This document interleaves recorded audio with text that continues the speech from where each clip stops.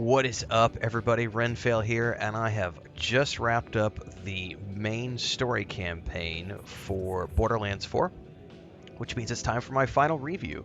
If you're not familiar with my process, we do an early thoughts video after the first stream, already done. We then do an initial review after 20 to 25 hours. That one's out the door. Somebody's banging on something around the corner. And then we do a final review when I'm done with the game. And I just wrapped up the campaign, so let me maybe go to a place that's a little less noisy, because that was kind of obnoxious. Um, 47 hours is what it took me to finish the main storyline campaign, and I probably, honestly, I mean, I was doing side quests, side missions up until around level 30, or around hour 30. Sorry, around hour 30. Once I hit around 30 hours into the game, I was like, you know what?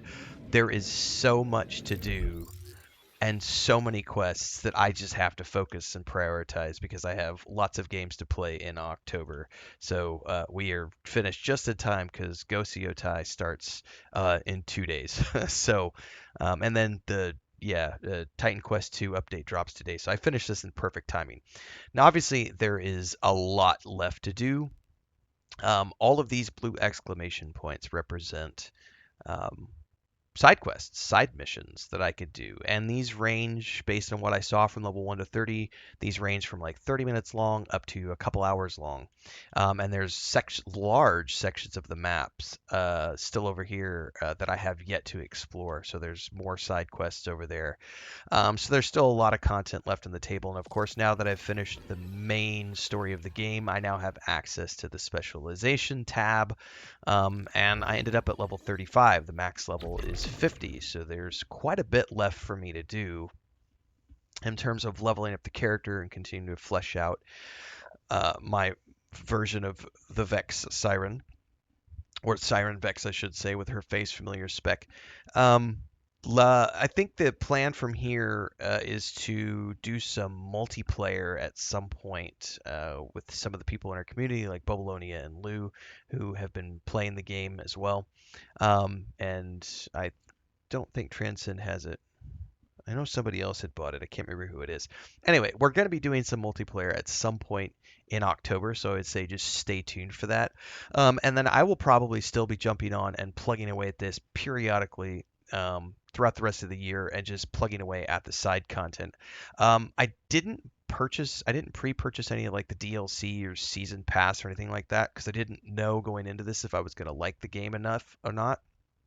um, because I had never really played. I played Borderlands 3, but like it was so long ago, and also honestly, I don't think I finished it because I was in between other things at the time. So this was my first real Borderlands experience, and I honestly had quite a good time.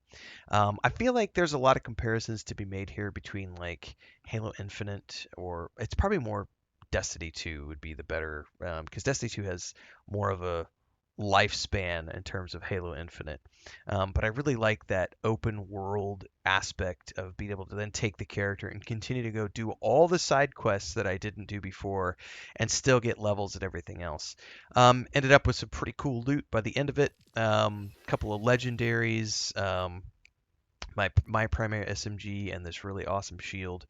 And of course, I went face familiar the whole way through and had a great time with Trouble, and I wouldn't trade Trouble for the world. It was a great character, great spec, great companion. Um, Without spoiling the story, one of the things I will say, and this will be probably my only complaint, and it's not really a complaint, it's a critique that I give any game where I put more than like 25 hours of gameplay into, whether it's God of War, Assassin's Creed games, this game. After around 25 hours, 30 hours, I feel like you've kind of seen all that there is to see with the combat.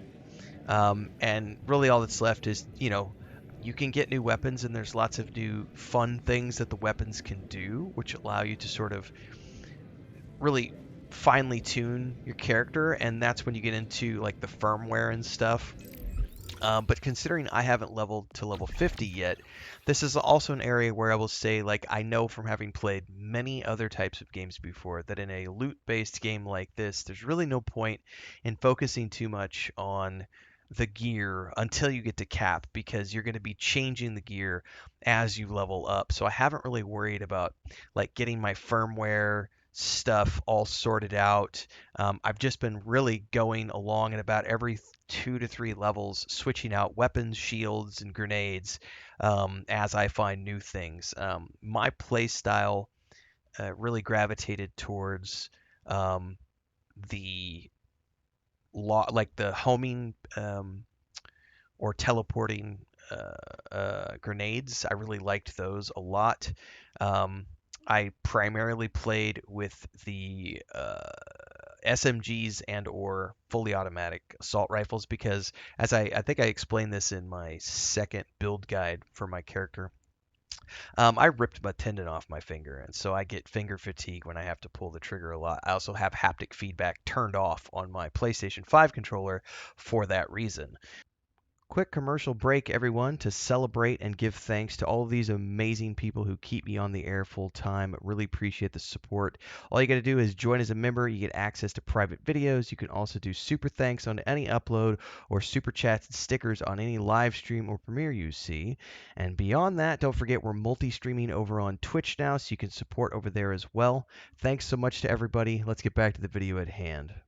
And so anytime I have to do repetitive pulls of the trigger, it just bothers me after I play for more than a couple of hours. So I am a big fan of anything that lets me do automatic fire. Plus, I'm not very good at aiming on a controller, so spray and pray is my method. And so I gravitate to those types of weapons. And I have to say that even though, the gameplay can get a little bit repetitive like it can with any action-based game, um, the the guns are all unique enough as you go through, and they do different things. Like you'll get one that like maybe throws grenades when it reloads, or another one will do sticky or things, or another one will spawn something in the air that shoots at your enemies.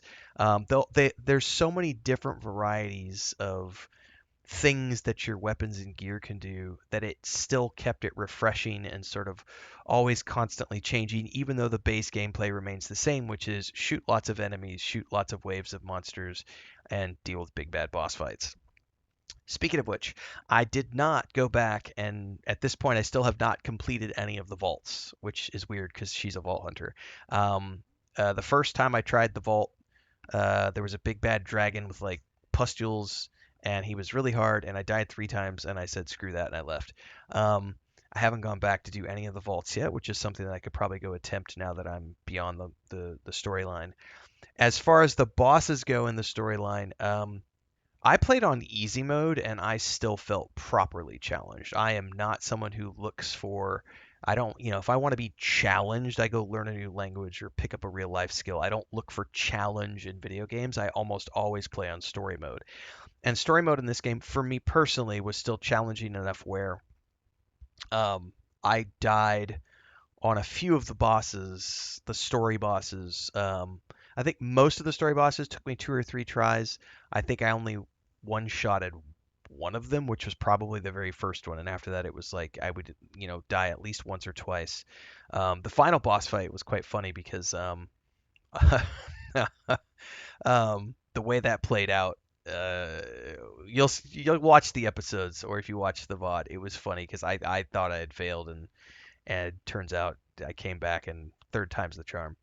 Um, so yeah, solid game. I had a lot of fun. It was more fun than I thought it was going to be. It does feel very big. Like I'm close to 50 hours, and I'm looking at what's left on the table. I've heard of people getting 150 hours in this game if you're doing the completionist route, which is great for the people who really love this type of gameplay, who love the Destiny 2 type of gameplay. I doubt I will ever get 150 hours. I will, plug along from here and there. I may pick up a DLC. I'm not sure. Um, I had fun. That was the most important thing. I'm going to look forward to doing some multiplayer, and I'll probably still do a couple more guides. But yeah, as for me, that is a wrap on Borderlands 4 in terms of the main storyline. So yeah, fun times. That's all I look for in a video game, is if it's fun. I got nothing really bad to say, so look forward to hearing your guys' thoughts down in the comments below. Make sure to like, subscribe, hit that bell icon so you never miss an update, and of course, daily streams on YouTube, Twitch, Kick, and TikTok. And we'll see everybody in the next one.